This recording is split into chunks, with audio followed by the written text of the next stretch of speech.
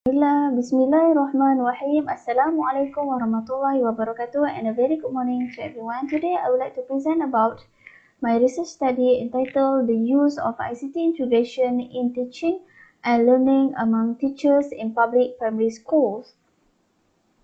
So the contents will be divided into 7 different sections, which are background of the study, statement of the problem, objectives and research questions, theoretical framework, explanation of the theories, research methodology, and the last one is conclusion, the predicted findings. The first one, background of the study.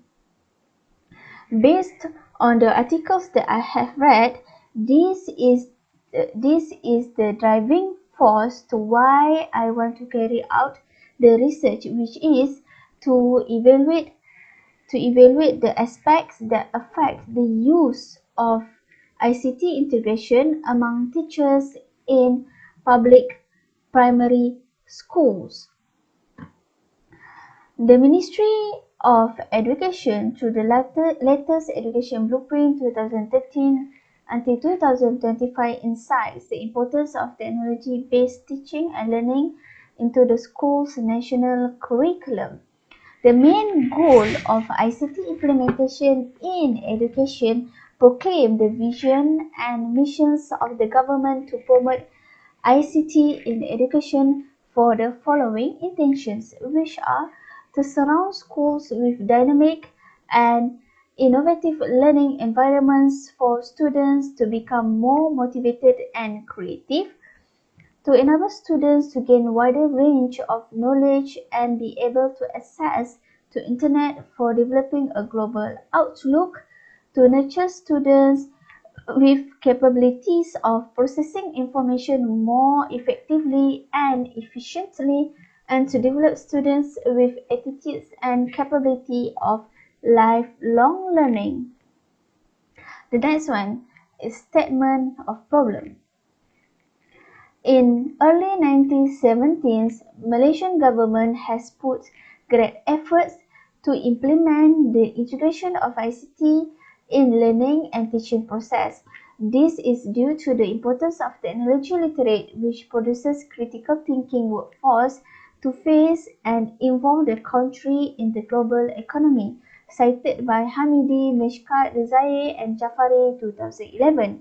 However, in line with global attempts on the deeper needs of educational performance, incompetence of teachers and inadequateness of hardware and software was also recognized by the Malaysian Education Authority, cited from Education and Manpower Bureau 2008. Moreover, lack of adequate ICT equipment, poor internet access, and low level of teacher skills and aptitude towards ICT integration in schools may hinder the aspirations of the government to integrate ICT in teaching and learning. Third, from the objectives and research questions. So the objective that I have developed in my research study is to investigate the use of ICT integration in teaching and learning in schools from various aspects, which are teachers' perception of ICT integration in teaching and learning, ICT integration for students' learning, and effective elements in ICT integration in teaching and learning. So the research questions that I have developed to fulfill the objectives is that does teachers' perceptions of ICT integration in teaching and learning affect the use of ICT integration in schools? Does ICT integration for student learning affect the use of ICT integration in schools? The last one, does effective element in ICT integration in teaching and learning affect the use of ICT integration in schools?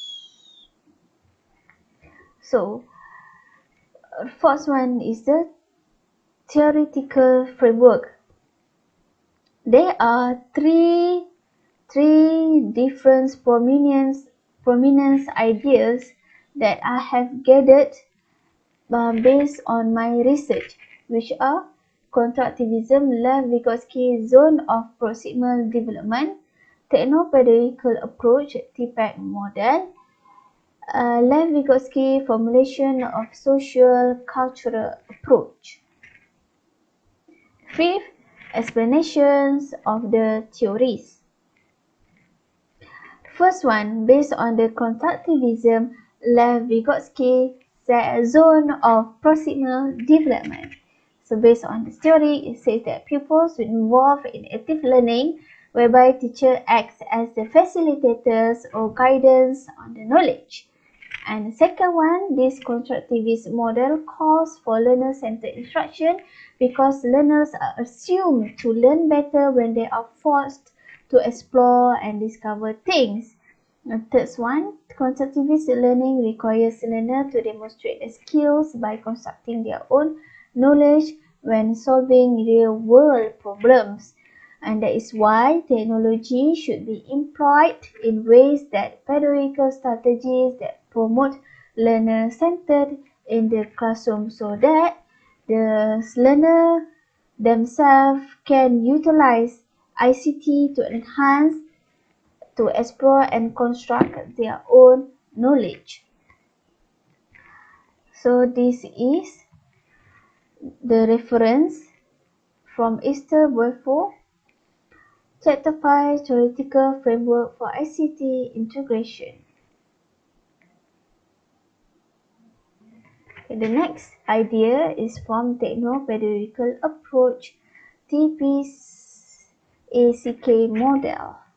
So from this model, it says that digitizing the pedagogical approach through technical devices such as, for example, projector, computer, laptop, speakers, and other technological tools.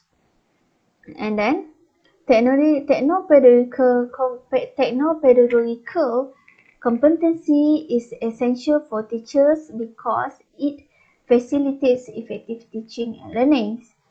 Cited from Budin and Hedden 2004 revealed in their study that techno-pedagogical skill foster the students for further development, attainment of learning outcomes, and maintain the context of designing classroom-based resources through the use of ICT by the teachers. And the benefits that the teachers and students will receive when they implement ICT inside the classroom is that it can increase the potentiality of the teachers by allowing them to develop a holistic understanding of the process of teaching with technology, and also widening the information base of students so as to make them competitive in the international arena. This is based from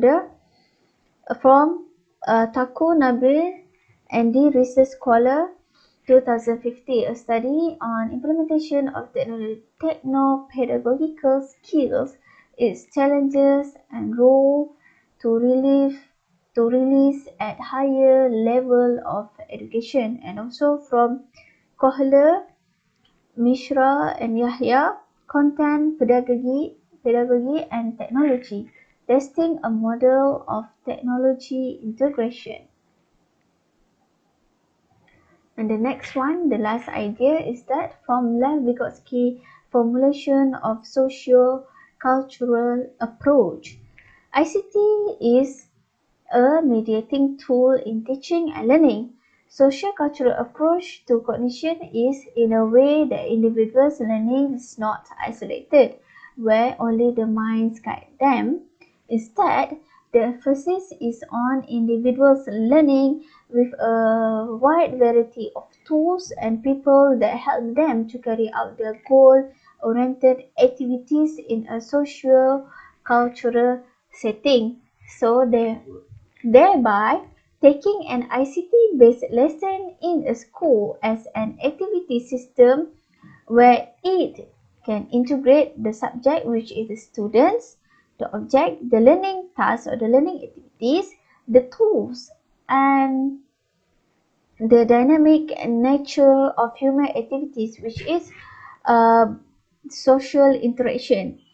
This a pool of ICT a pool of ICT and non-ICT tools in the learning environment will mediate the interaction between the students and the learning activities.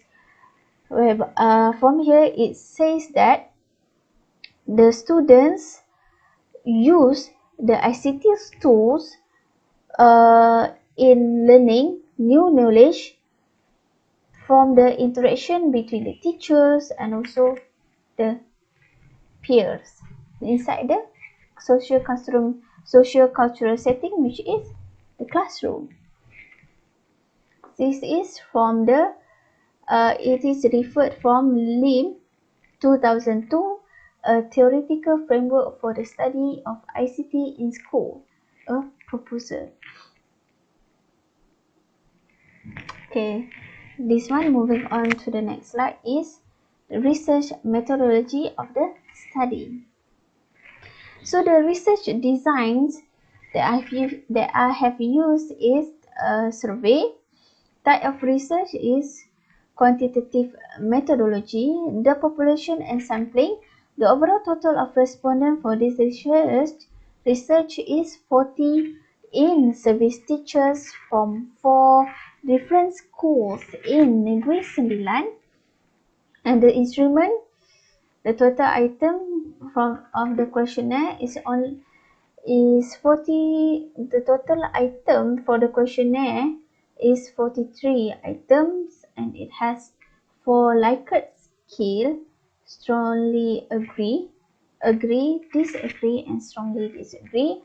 It has 4 different sections, which are demographic background, teacher perception of ICT integration in teaching and learning, ICT integration for student learning, and effective elements in ICT integration in teaching and learning in school.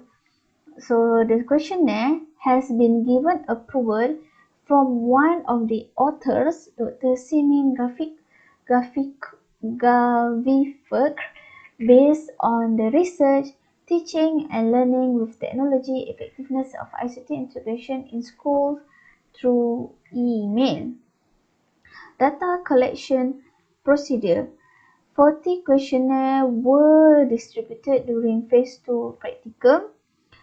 3 of the researchers' friends, including the researchers, became the representative of the study at their respective schools. 10 questionnaires were distributed to the teachers at the schools, and then the data was collected within 3 months of practicum phase through random distribution. Data analysis process. I used statistical package for social sciences, SPSS, version 22. So basically it is based on descriptive analysis and frequencies.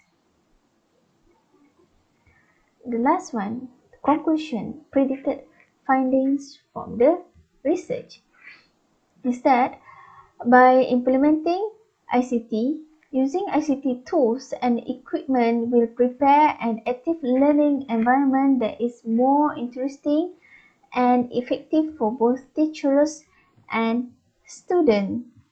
Integrating ICT can foster students' learning. ICT helps to improve classroom management as students are well behaved and more focused. Students learn more effectively with the use of ICT as lesson designs are more engaging and interesting.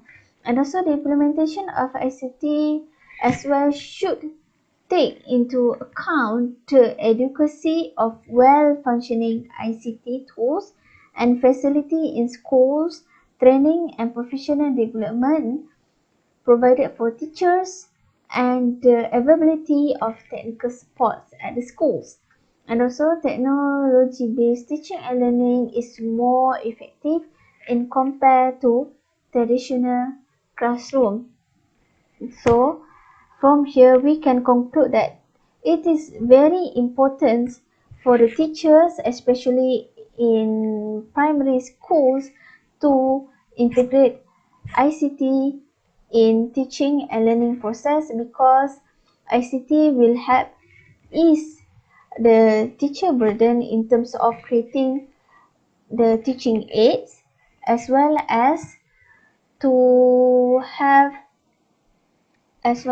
to promote fun learning in teaching and learning activities, so that the students are not bored and the learning outcomes from that particular lesson will be effectively achieved. Thank you.